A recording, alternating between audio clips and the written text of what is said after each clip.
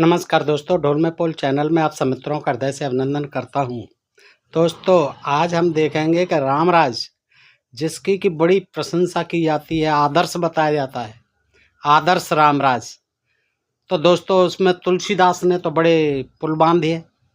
दैहिक दैविक भौतिक तापा रामराज नहीं, काहुँ व्यापा बैरन कर कोई, सन कोई राम प्रताप विषमता कोई।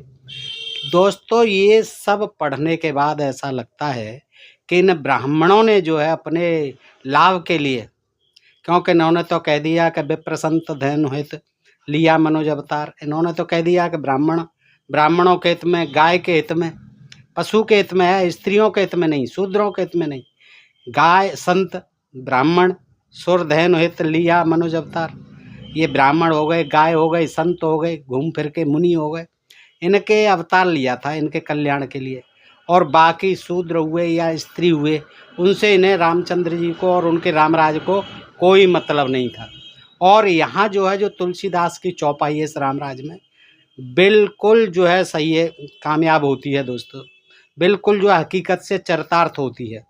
जो कहा कि ढोल गंवार शूद्र पशु नारी सकल ताड़ना के अधिकारी, राम राज्य में ये जो है बिल्कुल चरितार्थ होती है कि ढोल तो पिटते ही पिटते हैं जब बजते हैं, गंवार तो पिटते ही रहते हैं, गंवारपना करते हैं। ढोल गंवार शूद्र तो पिटने के लिए बनाए हैं, पिटते रहते हैं। और यहाँ तक कि राम राज्य में तो शूद्र शंभू का गला ही काट दिया, तपस्या कर रहा था तो शूद्र शंभू को मारा गया। ढोल गंवार शूद्र पशुओं का तो कुछ कहना ही नहीं है दोस्तों, मारे मारे फिरते हैं। और बलि भी दी जाती थी उस समय पशुओं की। पशु नारी, और नारी की बात है तो नारी तो बहुत ही ज़्यादा, इन सबसे ज़्यादा प्रताड़ित नारी है राम राज्य में। कोई भी नारी जो है सुखी नहीं है। और यहाँ तक कि जो रामचंद्र जी की पत्नी है सीता जी, वो तो रो रो के विलाप कर कर के मर गई, यानी धरती में समा गई। तो दोस्तों, ये कैसा रामराज जिसमें कि रामचंद्र जी अपनी ही पत्नी सीता को न्याय नहीं दे सके, बार बार अग्नि परीक्षा ली, बार बार अग्नि परीक्षा के बाद परित्याग करा दिया। उनको, लक्ष्मण को तो उनकी हत्या के लिए कह दिया कि मार के आओ, या फिर बाँह काट के लाओ दाहिनी भुजा। और इतनी नफरत कि 11 साल तक वो जो अपने बच्चों की सुध नहीं ली, कहाँ पैदा हुए, कैसे पैदा हुए, लवकुश। तो जो राम अपनी पत्नी को, अपने बच्चों को प्यार नहीं दे सके, उनके साथ न्याय नहीं कर सके, सीता जी रो रो के मर गई। दोस्तों, बड़ी करुण कहानी है। और आज मैं इस करुण कहानी को आपको सुनाने जा रहा हूँ विभिन्न रामायणों के हवाले से। दोस्तों, हर रामायण में उनकी करुण कहानी दी हुई है। तो बताइए, राम राज्य में सुखी कौन था जब रामचंद्र जी की पत्नी होते हुए, और जो कि इतनी अपनी पत्नी भावनाओं को निभाते हुए, पत्नी की जो कर्तव्य होते हैं, दायित्व होते हैं पत्नी के साथ, जो धर्म होता है हमारे धर्म के अनुसार, वो निभाया। और 13 साल तक बेचारी जंगल में रहीं सीता जी। लेकिन 14वें साल में उन पर जो आपत्ति आई, उसका तो ठिकाना ही नहीं है, उसका तो कोई पार ही नहीं है। रावण ले गया, और फिर रावण के यहाँ रहती हैं लंका में, फिर वहाँ बड़ा संघर्ष होता है। और उस पर भी राम जी जो है देखिए कैसा दिल दुखा देते हैं कि अग्नि परीक्षा कराते हैं और क्या क्या पता नहीं कह देते हैं। तो दोस्तों, मैं, बात तो बहुत बड़ी है, प्रसंग जानकारी बहुत बड़ी है, मैं आपको संक्षेप में ही सुनाता हूँ विभिन्न रामायणों के हवाले से, ताकि आपको मालूम पड़ जाए कि जब राम राज्य में खुद सीता जी बेचारी रो रो के मर गई और लक्ष्मण जी ने आत्महत्या कर ली, तो बताइए कैसा राम राज्य था जिसके कि लोग आज जो है इतना बेताब हो रहे हैं, लाओ रामराज, लाओ रामराज। और दोस्तों, ये बात मैं ऐसे ही नहीं कह रहा।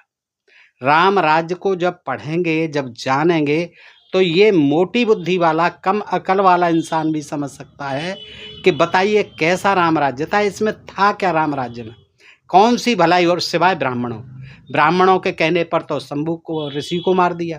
ब्राह्मणों के कहने पर दुनिया भर के काम किए रामचंद्र, पैर पूजते रहे, सेवा शुश्रूषा करते रहे, उनकी दिनचर्या में था।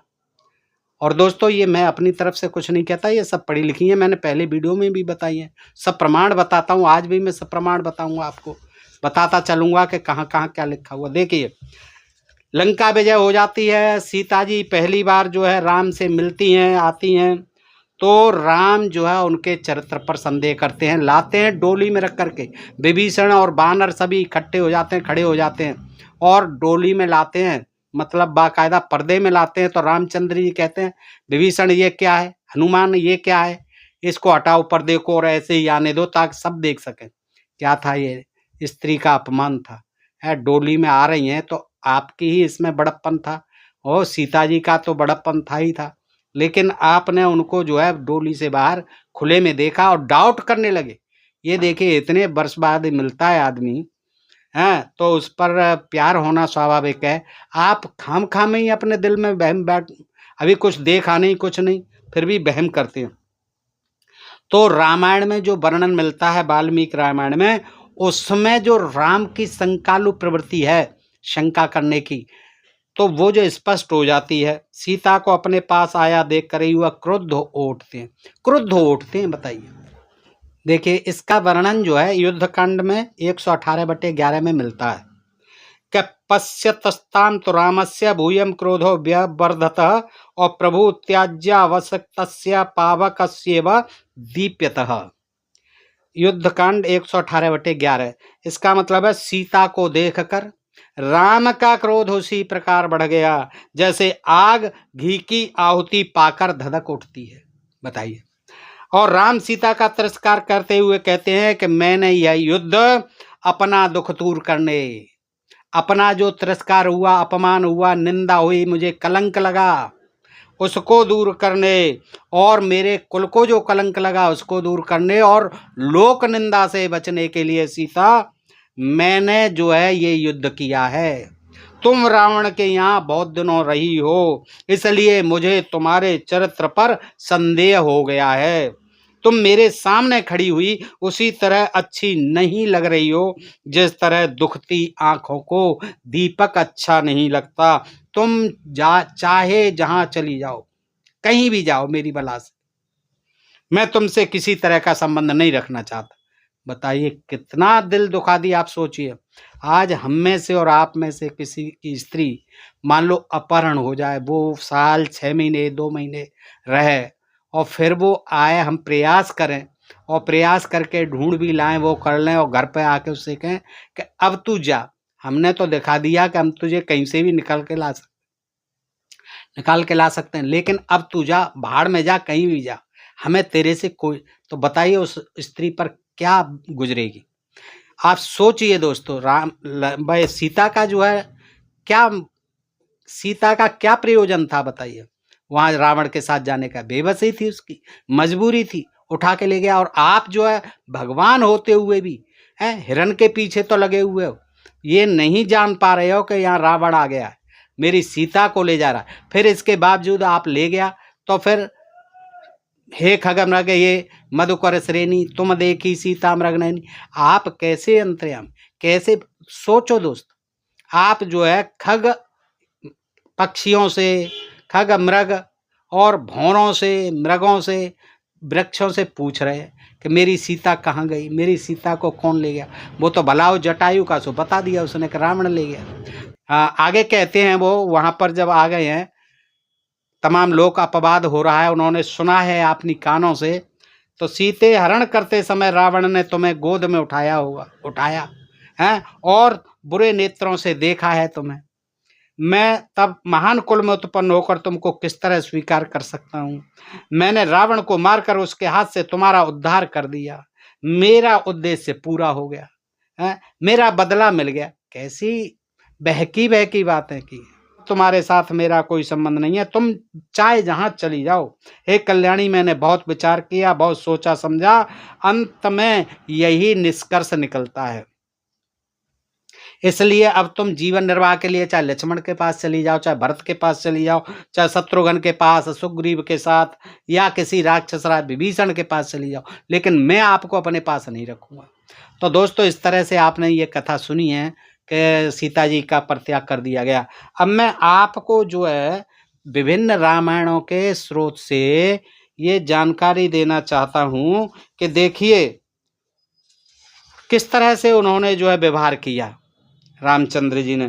तो तिब्बती रामायण है, तिब्बती रामायण में सीता का वनवास शीर्षक से ये कथा मिलती है कि तिब्बती रामायण का वृतांत कथा सरित सागर और भागवत पुराण की कथा से निकला हुआ लिया हुआ प्रतीत होता है। उस समय जनश्रुति का प्रभाव भी, यानी सुनी सुनाई बातें, लोक मुहावरे, लोकोक्तियां, लोक कथाएं आदि से, तो उसका स्पष्ट प्रभाव दिखाई पड़ता है। किसमें? तिब्बती रामायण में। क्या कहती है कि राम किसी पुरुष को अपनी व्यभिचारिणी पत्नी से झगड़ा करते सुनते हैं। तिब्बती रामायण कहती है कि राम जो है जा रहे हैं और कहीं जो एक पुरुष अपनी व्यभिचारिणी स्त्री से झगड़ा कर रहा है। पति कहता है तुम अन्य स्त्रियों की तरह नहीं हो। इस पर पत्नी उत्तर देती है तुम स्त्रियों के विषय में क्या जानते हो? सीता को देख लो, 1 वर्ष तक वह दशग्रीव यानी रावण के साथ रही, फिर भी राम ने उसे ग्रहण कर लिया। ये बात राम ने सुनी। ये सुनकर राम को सीता के विषय में भी संदेह हो गया कि भाई मेरी पत्नी तो बहुत दिन रही है। वह छिपकर उस स्त्री से मिलते हैं, उस स्त्री से फिर बाद में मिलते हैं, पूछते हैं कि क्या बात थी।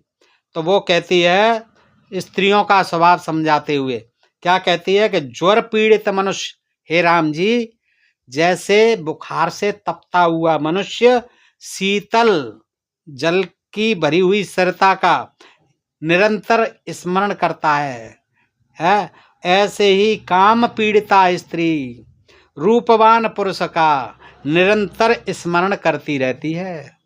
काम से पीड़ित हुई स्त्री किसी सुंदर पुरुष को देख ले तो वो ऐसे ही उसमें डूब जाती है, उसको ऐसे याद करती है जैसे कोई ज्वर से पीड़ित मनुष्य जो है ठंडे जल को याद करता है, तड़पता है उसके लिए, सरता के ठंडे जल के लिए कि उसमें डुबकी लगा दूं, क्योंकि वो ज्वर से तप रहा होता है। जब तक उसे कोई ऐसा देखता अथवा सुनता हो वह निंदनीय आचरण नहीं करती, लेकिन एकांत में, जैसे उसे एकांत मिलता है, बंधन से मुक्त होकर वह उस पर पुरुष के साथ भी अपनी काम पीड़ा शांत कर लेती है। एक साधारण स्त्री और जो कि स्वयं दुराचारणी है, उसके पति से हुए उसको विवरण को सुनकर रामचंद्र जी, वह वार्तालाप को सुनकर रामचंद्र जी अपनी पत्नी सीता पर डाउट करने लग जाते हैं। देखिए कितने हल्के माइंड के थे रामचंद्र जी, अपनी बुद्धि नहीं लगाते। यह सुनकर राम के मन में शंका सुदृढ़ हो जाती है।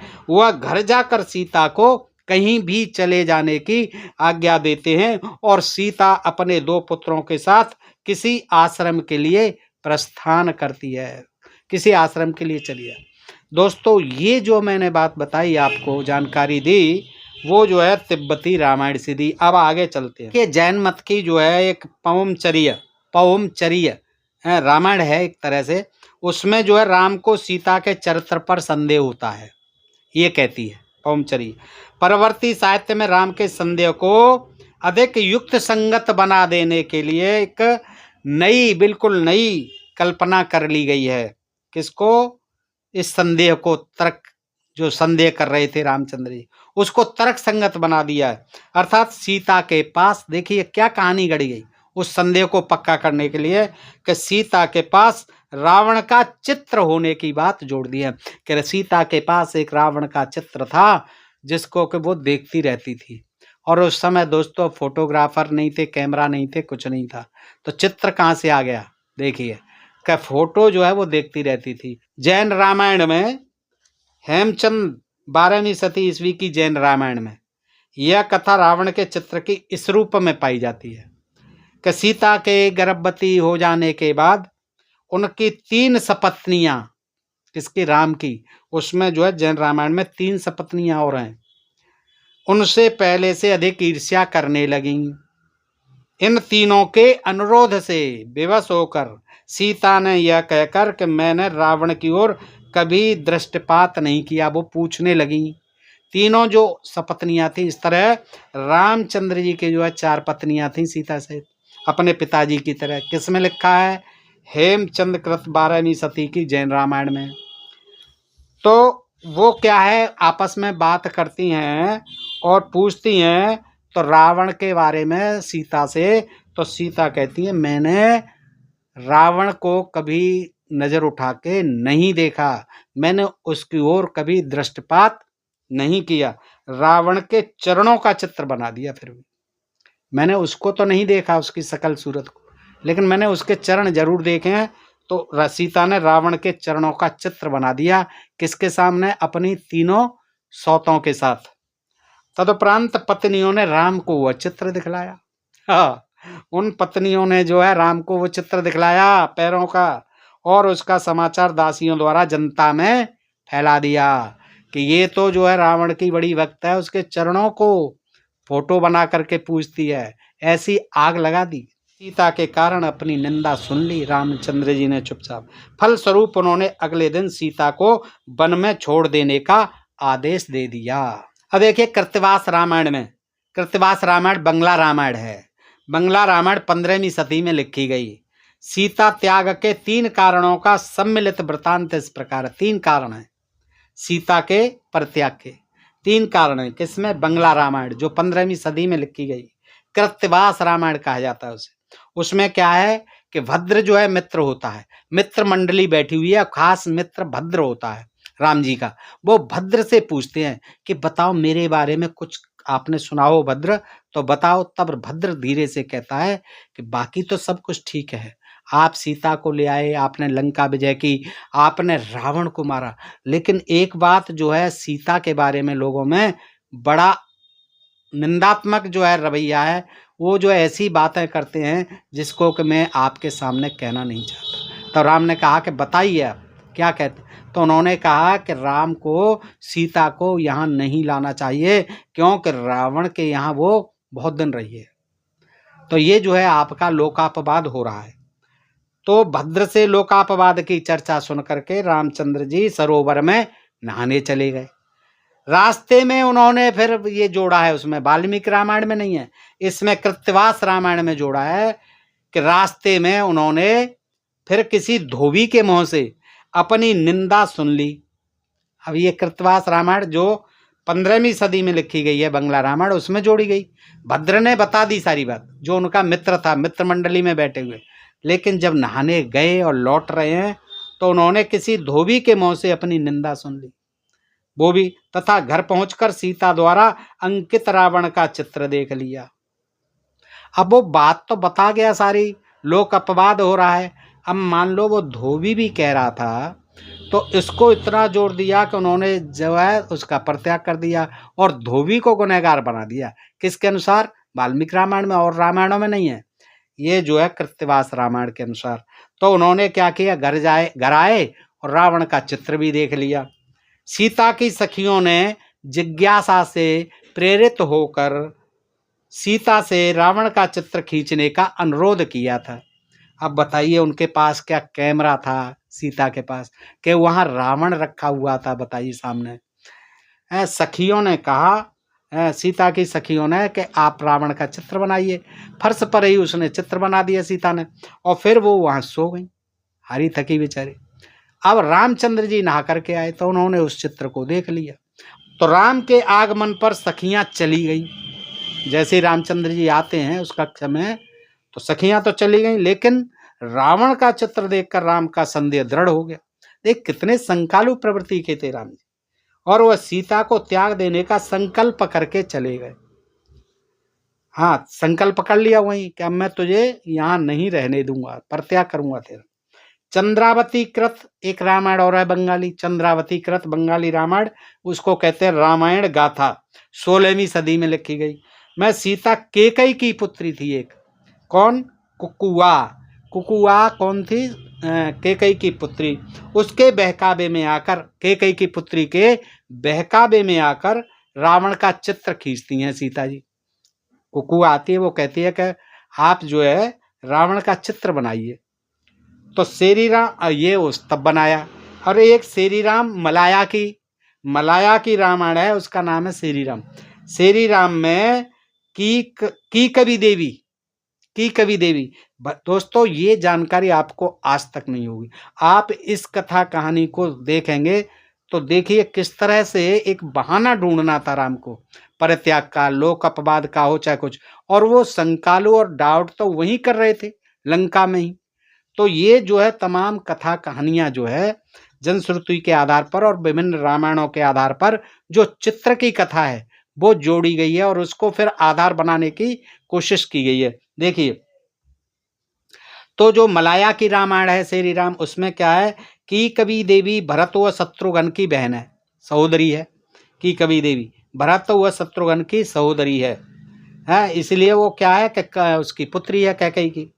तो सीता ने किसी दिन कीकवी देवी का अनुरोध स्वीकार किया और एक पंखे पर, कहीं फर्श पर, कहीं पंखे पर, कहीं पैर, तो देखिए एक पंखे पर रावण का चित्र बना दिया, खींच दिया। बाद में कीकवी देवी ने, कैकेयी की पुत्री ने, उस चित्र को सोती हुई सीता की छाती पर रख दिया। सो रही थी, उनकी छाती पर रख दिया और सीता पर यह आरोप लगाया कि सो जाने के पूर्व उन्होंने उस चित्र का चुंबन भी किया था। ये भी कह दिया कि सीता ने किस किया था उस रावण के चित्र को। राम ने कीकवी पर विश्वास कर लिया। ये कथा जो है राम ने सुनी कीकवी के मुंह से, तो उन पर उनको विश्वास हो गया, विश्वास कर लिया और अपने घर से सीता को निकाल दिया और सीता परिचरों के साथ महर्षि कली के यहाँ चली गई। महर्षि कोई कली थे, उनके यहाँ चली गई। वाल्मीकि ने इसमें महर्षि कली लिखा हुआ है। प्रस्थान करने से पूर्व यानी जाते जाते सीता ने परमात्मा से प्रार्थना की कि मेरे सतीत्व के प्रमाण स्वरूप कीकवी देवी गूंगी बन जाए तथा सभी पक्षी मौन रहें। सभी पक्षी मौन रहें। परमात्मा ने इस प्रार्थना को सुन लिया, जिससे कीकवी देवी 12 वर्ष तक गूंगी बनी रही। कश्मीरी रामायण में देखिए, कश्मीरी रामायण में राम की एक सहोदरी बहन का उल्लेख मिलता है। राम की खास बहन का उल्लेख मिलता है किसमें? कश्मीरी रामायण में। और लोकगीतों में भी सीता की ननद उनसे रावण का चित्र खिंचवाती है। राम सीता की ननद यानी राम की बहन। नर्मदकृत गुजराती रामायण के अनुसार राम सीता को रावण का चित्र खींचते हुए और अपनी दासी से रावण का वर्णन करते हुए सुनते हैं। चित्र खींचते हुए भी देखते हैं और दासी से रावण का वर्णन सुनते हैं। किसमें? ये आता है नर्मदकृत गुजराती रामायण के अनुसार। अच्छा, जावा के सीरत कांड में, जावा के जो रामायण है उसके सीरत कांड में कैकेयी स्वयं सीता के पंखे पर, कैकेयी स्वयं सीता के पंखे पर रावण का चित्र खींचती है। कैकेयी खींचती है और सोती हुई सीता के पलंग पर रख देती है। इस तरह से कैकेयी भी अपना कुछ जो है करती है आरोप लगवाने के लिए। और आनंद रामायण में जो जन्म कांड है सर्ग 3 में कैकेयी सीता से रावण का चित्र खींचने की प्रार्थना करती है। आनंद रामायण में क्या कहती है? मैं न केवल उसके दाहिने हाथ का अंगूठा देखा है, मैंने, सीता कहती हैं, मैंने केवल उसके यानी रावण के दाहिने हाथ का अंगूठा देखा है। यह कहकर सीता दीवार पर अंगूठे का चित्र अंकित करती हैं। बाद में कैकेयी उस पर रावण का पूरा चित्र बनाती है। कैकेयी भी चित्रकार थी। उसने कहा ठीक है सीता, तुमने तो रावण का अंगूठा बनाया दाएं हाथ का, मैं उसका पूरा चित्र बना देती हूँ। और राम को बुलाकर स्त्री चरित्र की आलोचना करते हुए कहती है, राम को बुला लेती है और आलोचना करती है स्त्री चरित्र की। तो देखिए क्या कहती है, यत्र तंत्रम मनोलग्नम स्मृति ये हृदय तत्सदा स्त्रिया चरित्रम को वेत्ति शिवादयो मोहिता स्त्रिया। यानी अर्थात स्त्री का मन, कैकेयी कहती है राम से, जहां और जिसमें लग जाता है हे राम, वह उसको सदा हृदय में स्मरण करती रहती है। स्त्रियों के चरित्र को कौन जान सकता है? यहाँ तक कि शिव भी केवल स्त्री द्वारा ही मोहित हुए थे। यह सुनकर राम कैकेयी को विश्वास दिलाते हैं, सुनो, कल लक्ष्मण सीता को वन में छोड़ देंगे और उसकी दाहिनी भुजा को काटकर, देखिए कितना जघन्य अत्याचार है ये, कि छोड़ना तो छोड़ना, दाहिनी भुजा को काटकर अयोध्या ले आएंगे, जिससे कि चित्र बनाती है। क्योंकि उसी हाथ से उसने, सीता ने रावण का चित्र बनाया होगा। काट के लाना है लक्ष्मण को। रावण वध के बाद राम को लंका में रहते हुए 7 महीने हो गए। रावण की एक पुत्री के पास उसके प्रिय पिता का एक चित्र है।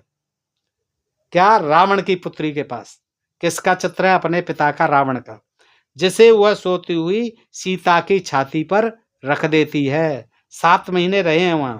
सीता नींद में इस चित्र का चुंबन कर रही है। देखिए, सीता जो है सीता नींद में इस चित्र का चुंबन कर रही है जो रावण की पुत्री ने सीता की छाती पर रख दिया।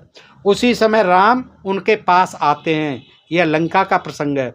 और उस दृश्य को देखकर क्रोध से सीता को कोड़ों से मारते हैं। देखिए, सीता को किससे मारते हैं? कोड़ों से मारते हैं। उसके बाल काटते हैं और लक्ष्मण को बुलाकर सीता को मार डालने और प्रमाण स्वरूप उनका हृदय ले आने का आदेश देते हैं। ये बात तो वहां लंका में ही हुई है। देखिए, और रावण की बहन जो है उसके कारण हुई है। तो ये यही नहीं हुआ अयोध्या में। ये तो एक बहाना बना गया लोक अपवाद का। ये जो है आग तो वहीं से लगी हुई थी, लंका से, राम के हृदय में सीता के प्रति नफरत की। रावण के चित्र संबंधी कथाओं का एक अंतिम रूप मिलता है जिसमें अलौकिकता आ गई। सिंगल द्वीप की राम कथा में उस उमा सीता के यहाँ आकर उनके केले के पत्ते पर रावण का चित्र खिंचवाती हैं। उमा आती हैं, शिव की पत्नी उमा आती हैं सीता के यहाँ आकर उनसे केले के पत्ते पर रावण का चित्र खिंचवाती हैं। राम अचानक आ जाते हैं और दोनों के पास आने पर सीता इस चित्र को क्या करती है? छुपाने के लिए पलंग के नीचे फेंक देती है।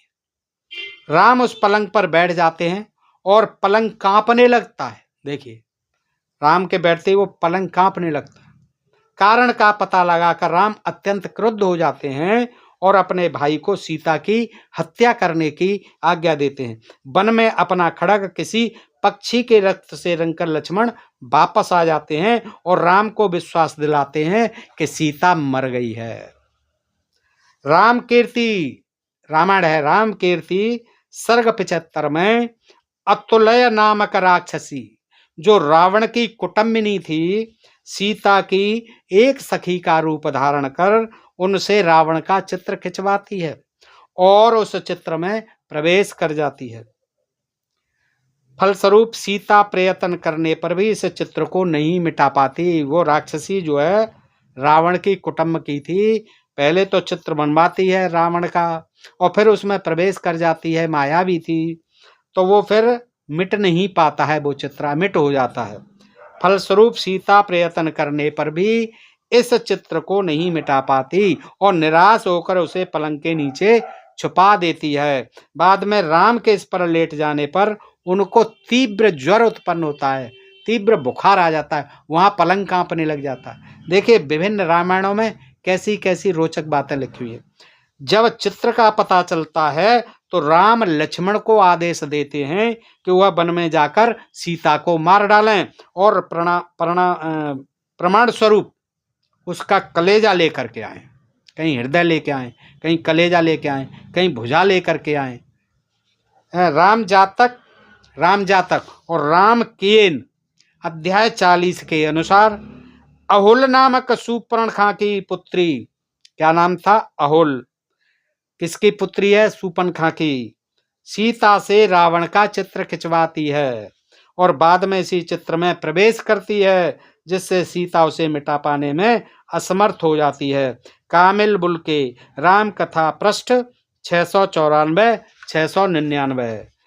उपर्युक्त उदाहरणों में कृत्तिवास, चंद्रावती की जिन बंगाली रामायणों का उल्लेख किया गया है वे बंगाल में ज्यादा नहीं तो उतनी ही प्रसिद्ध हैं जितनी हिंदी भाषी क्षेत्रों में रामचरितमानस, नर्मद को गुजराती रामायण और कश्मीर रामायण भी अपने अपने क्षेत्रों में ऐसे ही लोकप्रिय हैं जैसे यहाँ रामचरितमानस उत्तर भारत में। तो इनमें से किसी भी, यानी आपने जितने वर्णन देखे हैं, किसी में भी सीता के सील भंग होने की बात नहीं कही गई है कि सीता का वहाँ रावण ने सील भंग किया था। पर इस तथ्य की ओर जरूर इंगित किया है कि जनसाधारण का एक बड़ा वर्ग, ज्यादातर लोग ये मानते हैं कि राम ने सीता को वनवास इसलिए दिया क्योंकि उसे सीता के सील भंग होने का यकीन हो गया था। आगे क्या होता है जब परित्याग हो जाता है दोस्तों, वहां से और देखते हैं थोड़ा सा, तो अंत में क्या होता है सीता के साथ। तो वहां जो है अश्वमेध यज्ञ करा रहे हैं रामचंद्र जी, और उसमें फिर वाल्मीकि जो है लव और कुश को लेकर के आते हैं, और जो उन्होंने राम कथा लिखी है उसका वहाँ सस्वर पाठ कराते हैं। रामचंद्र जी जो है सुनते हैं, तो वो जानना चाहते हैं, उनकी जिज्ञासा होती है कि ये कौन है, किसके बालक हैं। तो वाल्मीकि जी कहते हैं कि ये आपके ही पुत्र हैं, ये सीता के पास, सीता जो मेरे आश्रम में रहती है उसके बालक हैं, उसके बच्चे हैं। तब रामचंद्र ने चतुर और शीघ्र जाने वाले दूतों से कहते हैं रामचंद्र जी कि आप जाइए भगवान वाल्मीकि के आश्रम में, और तुम हमारी ओर से वाल्मीकि जी से कहो कि यदि सीता शुद्ध है, सीता पवित्र है और निष्पाप है। अब देखिए वहां भी वाल्मीकि रामायण से जो है प्रमाण मांग रहा है कि अगर वो वाल्मीकि जी ये कह दें यहाँ करके कि सीता एकदम पवित्र है और निष्पाप है, तो आपकी आज्ञा से वह हमारी सभा में आए, ये जा कर के कहो।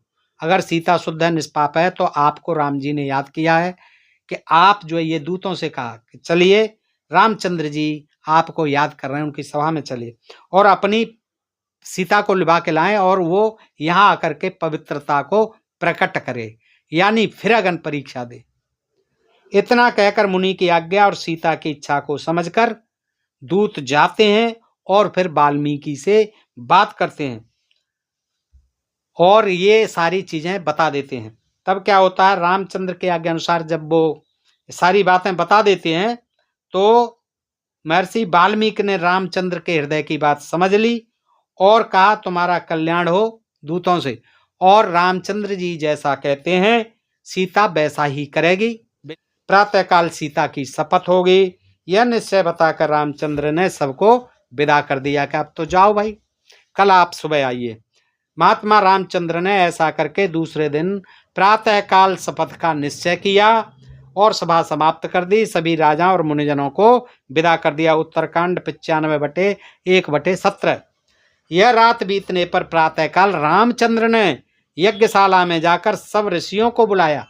यानी ये ऋषि क्या थे, देखिए वशिष्ठ आदि सब ये गुरु थे, ब्राह्मण थे, और उनको बुलाया देखिए, और उनके सामने ये नाटक बार बार हुआ है, बार बार अग्नि परीक्षा हो रही है। ये सारे ब्राह्मण थे, लेकिन सीता का किसी ने पक्ष नहीं लिया।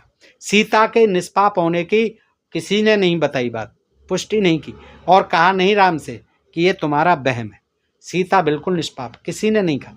तो सुबह हो गया है, रामचंद्र जी की तैयारियां हो रही हैं, और जो वशिष्ठ थे, वामदेव, जाबाल, कश्यप, विश्वामित्र, दीर्घतमा, दुर्वासा, पुलस्त्य, शक्ति, भार्गव, वामन, दीर्घायुध, मार्कंडेय, महायशस्वी, मौदगल्य, गर्ग, च्यवन, शताविद, भरद्वाज, अग्निपुत्र, सुप्रभ, नारद, पर्वत, महायशस्वी, गौतम, कात्यायन, सुयज्ञ, अगस्त्य आदि अनेक व्रतधारी लोग कुतूहल बस वहां आए। सब जो है कुतूहल बस तमाशा देखने को आए। ये सभी ब्राह्मण, ज्यादातर इनमें गुरु थे रामचंद्र जी।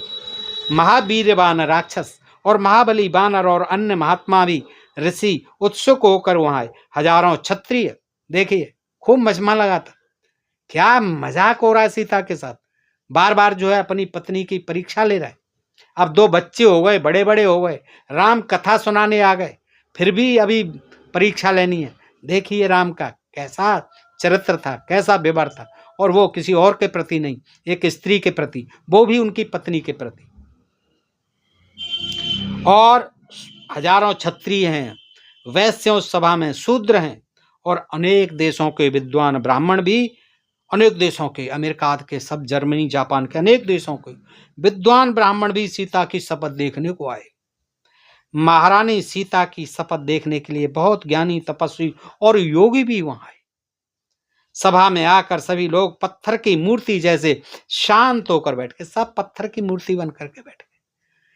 कहने वाला कोई नहीं है सीता की तरफ से कोई भी।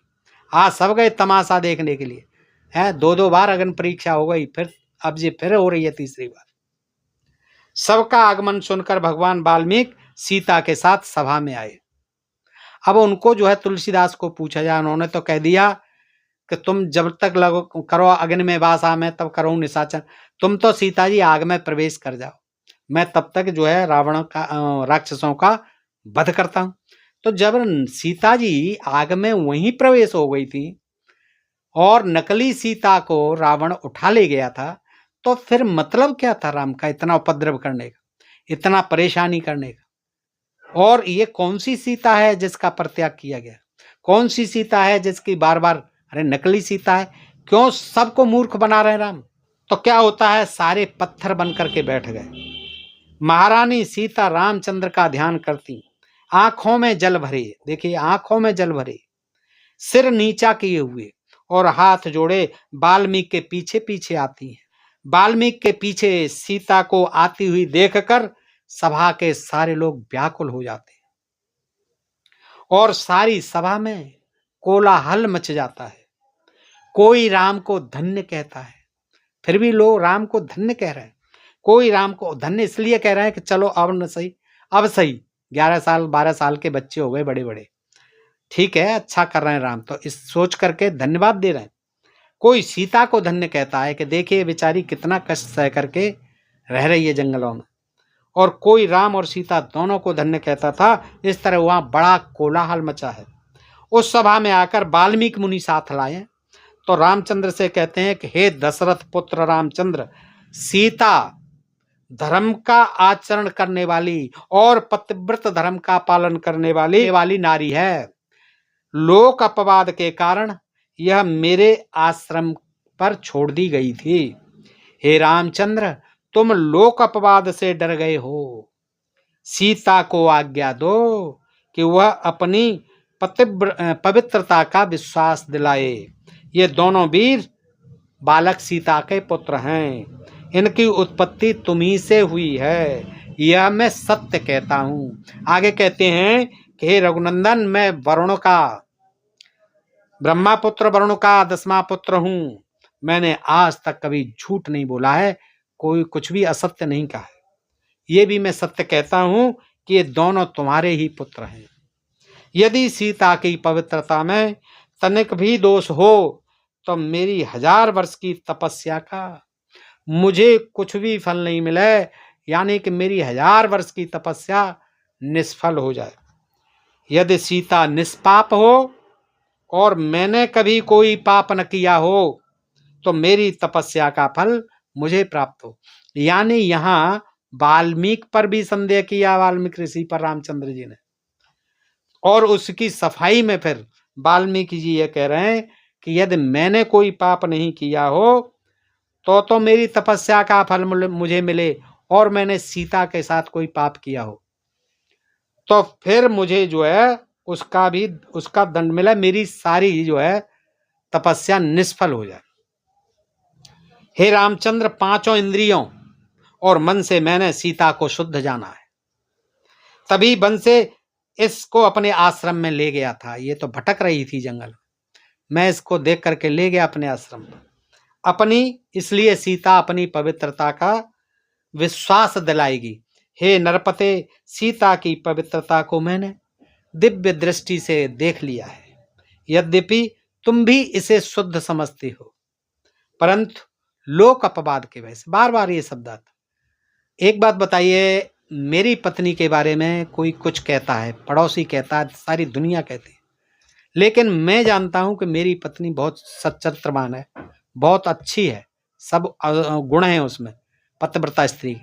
मैं कैसे छोड़ दूंगा उसे, बताइए, या आप कैसे छोड़ देंगे? अरे इतना बहम, दुनिया कहती है कहती रहो, सच्चाई छुप नहीं सकती कभी झूठे उसूलों से। दोस्तों, झूठे उसूलों से कभी कोई सच्चाई नहीं छुपती है। ये तो पति को खुद पता होता है कि मैं कितना सही हूं और मेरी पत्नी कितनी सही है। तो रामचंद्र जी को खुद पता होना चाहिए था कि वो कितने सही हैं और मेरी पत्नी कितनी सही है। तो वाल्मीकि जी कहते हैं कि यदि तुम भी इसे शुद्ध समझते हो और लोक अपवाद के वजह से तुम्हारा हृदय कलुषित हो गया है, ये सुन सुन करके दूसरों की बातें आप उन पर चल रहे हो, उन्हें मान रहे हो, और आपका हृदय जो है कलुषित हो गया है और तुमने इसे छोड़ दिया। उत्तरकांड 96/1/24। तो दोस्तों, इस तरह से आप देख रहे हैं समापन की ओर है यह कथा कि किस तरह से विभिन्न रामायणों में और फिर जो है वाल्मीकि की उपस्थिति में, हजारों लोगों की उपस्थिति में, हजारों ऋषि मुनियों ब्राह्मणों की उपस्थिति में जो पत्थर बन करके बैठे हुए हैं, सारी बातें सुन रहे हैं, लेकिन कोई रामचंद्र जी को समझाने की कोशिश नहीं कर रहा है कि भाई आप इतना वहम क्यों पाले हुए।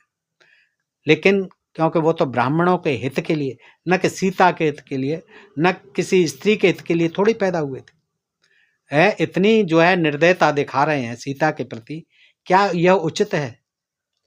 भरी सभा के बीच सीता को खड़ी देख और वाल्मीकि जी की बातें सुनकर रामचंद्र ने हाथ जोड़कर कहा, क्या कहा?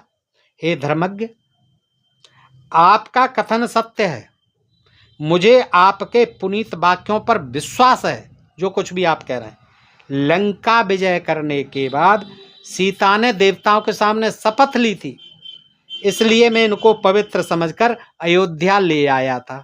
फिर क्या बात हो गई? जब आपके पिताजी भी थे, देवता थे, और लंका विजय करने के बाद वहाँ शपथ हो गई थी, और आप स्वयं कहते हैं कि मैं इसे पवित्र समझकर अयोध्या ले आया था। अब क्या हो गया? परंतु फिर लोकापवाद, तो उनमें जो है रामचंद्र जी, उन्हें दंडित करना था आपको कि जब मैं वहाँ से भाई सब ठीक ठाक देख के लाया हूँ, पिताजी भी आ गए थे दशरथ जी वहाँ से स्वर्गलोक से, और तमाम देवताओं के आगे जो है ये बिल्कुल जो है निष्कलंक पाई गई, निर्दोष पाई गई सीता, निष्पाप पाई गई। तो फिर आपको लोगों को दंडित करना था, आप राजा थे, कि आप जो है मेरी सीता पर लांछन लगाने वाले होते कौन हो? लेकिन ऐसा नहीं किया। देखिए बात मान ली लोगों की, लोकापवाद से डरकर मैंने सीता को त्याग दिया, इस अपराध को आप क्षमा करिएगा। वाल्मीकि से कह रहे हैं मेरा यह अपराध था, मैंने यह अपराध किया। जबकि सीता की अग्नि परीक्षा हो चुकी थी लंका में, वो पवित्र सिद्ध हो गई थी देवताओं के सामने, लेकिन मैंने लोकापवाद के भय से सीता को त्याग दिया था। हे वाल्मीकि महाराज, आप इस अपराध को क्षमा करें। अब बताइए, अपराधी अपने को सिद्ध कर लिया, और वास्तव में अपराधी थे रामचंद्र जी, और ये स्वीकार कर लिया कि मैं अपराधी हूं, और इसीलिए वो क्षमा मांगते हैं वाल्मीकि से। और इसके बाद एक बार फिर राम सीता को अपनी पवित्रता सिद्ध करने के लिए कहते हैं कि सीता देख क्या रही हो, अपनी पवित्रता सिद्ध कीजिए एक बार। यह न जानते हुए कि वह यहाँ अपनी पवित्रता कैसे सिद्ध करे। बताइए कैसे सिद्ध करे? यहाँ क्या मतलब है पवित्रता का? वाल्मीकि ने अपनी बेटी की तरह पाला है, और फिर भी कह रहे हैं कि अब फिर करो पवित्रता सिद्ध, कि कहीं वाल्मीकि के साथ तो आपका कुछ नहीं था चक्कर। है बहमी आदमी राम, जो एक इतना बहमी कि सीता जैसी निष्कलंक स्त्री को, अपनी पत्नी को जो है बार बार जो है दंडित करते हैं, इसी कारण कि वो जो है बहम है उनके दिमाग में, क्या पवित्र मानते हैं सीता को। शपथ लेती है, यह न जानते हुए कि वहां यह अपनी पवित्रता कैसे सिद्ध करे। सीता शपथ लेते हुए क्या कहती है? वो कहती है कि एक रामचंद्र को छोड़कर यदि मैंने किसी अन्य पुरुष की चिंता मन में कभी न की हो, यानी मैंने दूसरे के बारे में कभी सोचा नहीं हो, तो फिर माता पृथ्वी फट जा और मैं तुझ में समा जाऊं। पृथ्वी फट जाती है सीता के अनुरोध पर, क्योंकि बड़ी विलाप करती है सीता उस समय। सारी सभा जो है पत्थर बनी बैठी है, कोई प्रतिक्रिया व्यक्त नहीं करता है। वशिष्ठ सहित, वामदेव सहित तमाम अगस्त पुलस्त सब ऋषि बैठे हुए हैं, कोई नहीं उसकी तरफ ध्यान दे रहा है। यानी कहना क्या यह है कि देखिए इस पुरुष प्रधान समाज में एक स्त्री की जो है लाज चली जाए, कुछ भी हो जाए, उसका पति भी इतना जो है क्रूर हो जाता है, निर्दयी हो जाता है, तो सारा जमाना उसके प्रति निर्दयी हो जाता है। रामचंद्र जी अगर चाहते, सच्चा न्याय करते, तो सीता के चरित्र पर उंगली उठाने वाला एक व्यक्ति नहीं होता। यही हाल जो है द्रौपदी के साथ हुआ। भीष्म आदि जितने थे, कौरव पांडव सारे बैठे हुए, और एक दुशासन जो है चीर खींचता है, नंगी कर रहा है द्रौपदी को। धरती में समाने का मतलब दोस्तों, वहां धरती नहीं फटी थी। ये आप सोचिए, धरती का फटने का मतलब है कोई गड्ढा था, गहरा कुआं था जैसे, उसमें जाके सीता ने दौड़ करके आत्महत्या की। धरती कहीं नहीं फटी।